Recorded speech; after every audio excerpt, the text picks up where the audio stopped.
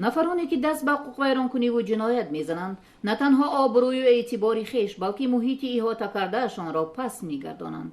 بواسطه در چنین مورد پیش از همه اعتبار پدر و مادر نیز نزد جامعه کاسته خواهد شد که این باعث تأسف است.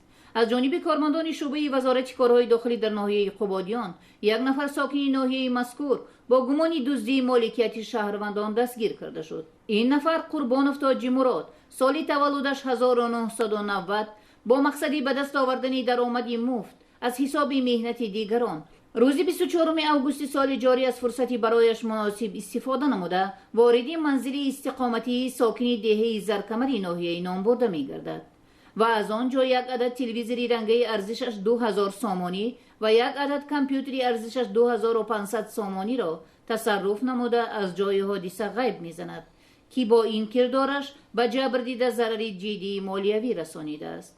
خوشبختانه قربانوف از جانب کارمندان میلیس سری وقت دستگیر گردیده. یک همسایه‌ام گفت که تلویزیون قد کامپیوتر است گفت. بعد درآمدیم گرفتیم فروختیم. نسبتش در شعبچه تفتیشاتی شعبه وزارت کارهای داخلی در ناحیه قبادیان پرونده جنایتی با ماده 244 کودکس جنایتی جمهوری تاجیکستان آغاز گردیده تفتیشات ادامه دارد.